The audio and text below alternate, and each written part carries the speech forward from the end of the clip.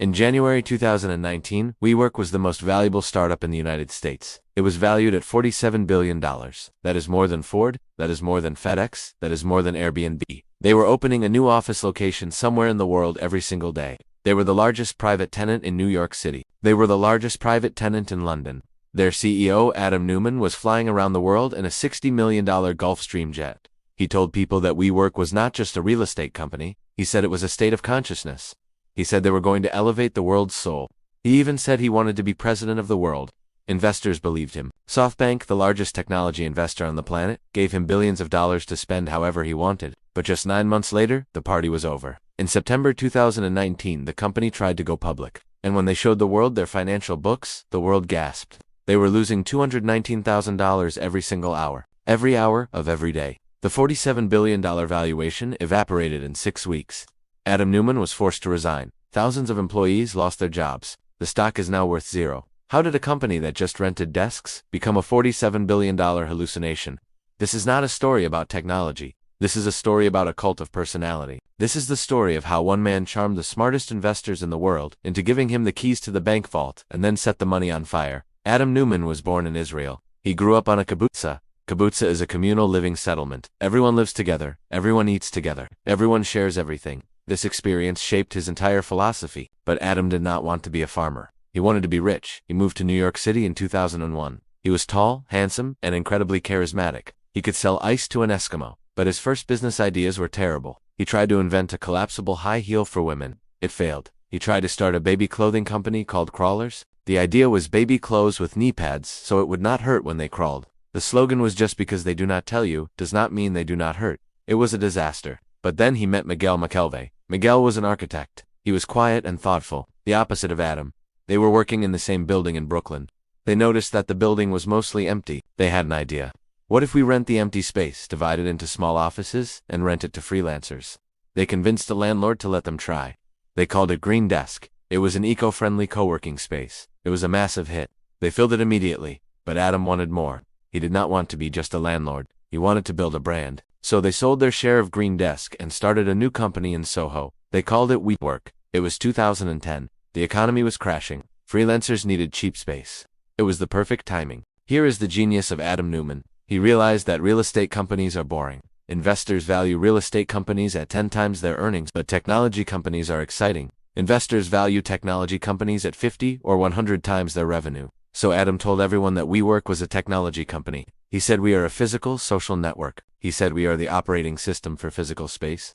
It was nonsense. They were renting desks. They signed long-term leases with landlords for 15 years. Then they renovated the space with free beer and glass walls. Then they rented the desks to freelancers for 1 month at a time. This is the oldest business model in the world. It is called arbitrage. But Adam sold it as a revolution. He used tech buzzwords. He talked about community, data, and energy, and the venture capitalists ate it up.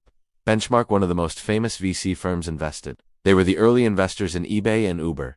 They gave WeWork $17 million. Adam used the money to grow fast. He opened locations in San Francisco, Los Angeles, and Tel Aviv. Every new location had the same vibe. Loud music, free tequila, young beautiful community managers. It felt more like a nightclub than an office. And Adam was the DJ. In 2017, WeWork was doing well, but it was not a giant yet. Then came Masayoshi Son. Masa is the CEO of SoftBank. He is the richest man in Japan. He is famous for making huge bets. He invested $20 million in Alibaba, which turned into $100 billion. He was looking for the next Alibaba. He heard about Adam Neumann. He flew to New York for a meeting, but he was late. He told Adam, I only have 12 minutes. Get in the car with me. Adam got in the car. He pitched WeWork during the ride to the airport. He showed Masa the revenue growth. He showed him the energy. Masa took out an iPad and drew a circle around the revenue chart. He signed his name. He told Adam, you are not thinking big enough. In a 45-minute car ride, Masa agreed to invest $4.4 billion into WeWork. $4.4 billion.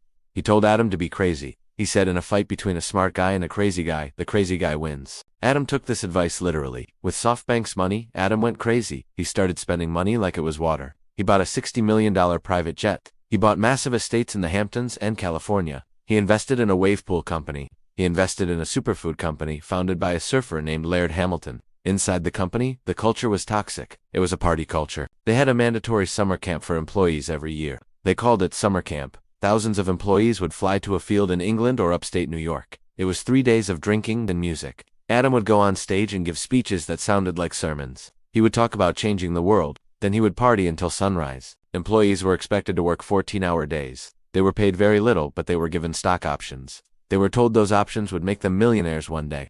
Adam was the leader of the cult. He walked around the office barefoot. He had tequila meetings at 10 in the morning. He installed a sauna and an ice bath in his office. But the craziest moment happened in 2016. Adam gathered the entire company for a meeting. He announced that they were firing 7% of the staff to save costs.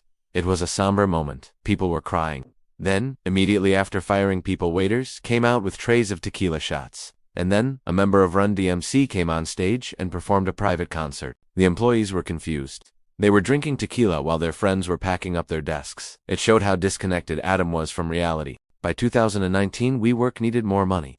They were burning through SoftBank's cash. They decided to go public. This means listing the company on the stock market. To do this, they had to file a document called the S-1. This document forces the company to show its true financial numbers to the public.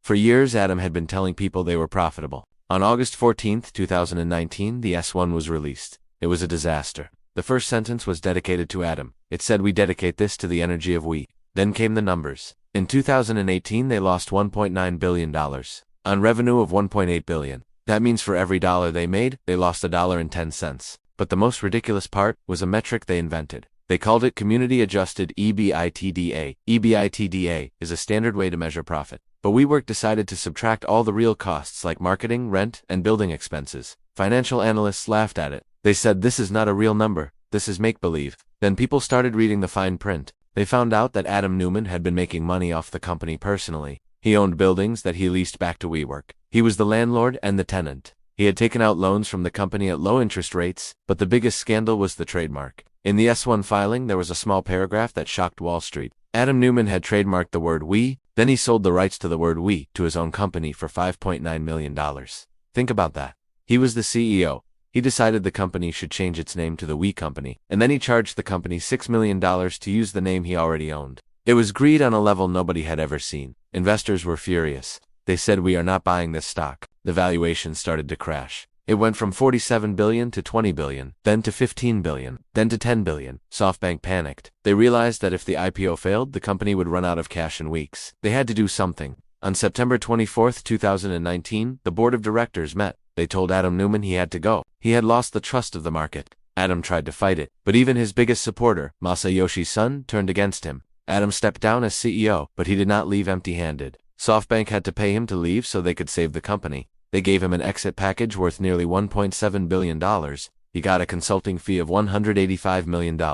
He got the right to sell his shares. He walked away a billionaire. Meanwhile, the employees got nothing because the stock price collapsed. Their stock options were worthless. Thousands of people had worked for years for low pay believing in the dream.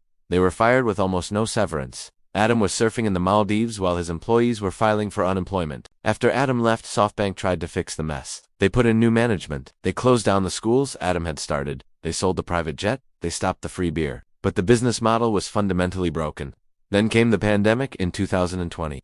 Nobody wanted to work in a shared office during a virus outbreak. WeWork was stuck with expensive 15-year leases on empty buildings. They tried to renegotiate with landlords. They tried to cut costs. But the hole was too deep.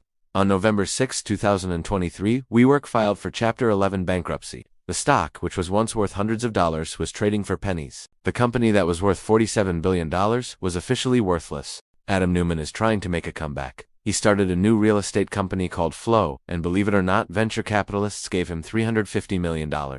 They are betting that he can do it again, but WeWork stands as a monument to excess. There are still WeWork locations open today, but the company is a shell of its former self. The free tequila is gone. The dream is dead. The story of WeWork is the ultimate example of the emperor's new clothes. Here are the 3 lessons from their collapse. Lesson 1. Valuation is not value. Just because someone says your company is worth $47 billion does not mean it is true. Valuation is just an opinion. Cash flow is a fact. WeWork had a massive valuation but negative cash flow. Adam Neumann was a master at raising money but terrible at making money. You can survive on hype for a long time, but eventually the bill comes due. Lesson 2. Governance matters. The board of directors let Adam do whatever he wanted. They let him sell the trademark to himself. They let him hire his wife as a co-founder. They let him have 20 votes for every 1 share of stock. They gave him total control because the stock price kept going up. When the stock price is up, nobody asks questions. But a company needs checks and balances. Without them, a charismatic leader can drive the bus off a cliff. Lesson 3, unit economics never lie. WeWork was losing money on every desk they rented. They thought that if they got big enough, they would eventually make money. This is called scaling your losses. If you lose $1 on every customer, adding 1,000,000 customers just means you lose $1,000,000. Technology allows you to scale efficiently. Real estate does not. WeWork tried to apply software rules to a hardware business. They learned the hard way that you cannot write code to fix a bad lease. WeWork wanted to elevate the world's consciousness. In the end, they only elevated Adam Neumann's bank account, and they left everyone else holding the bag.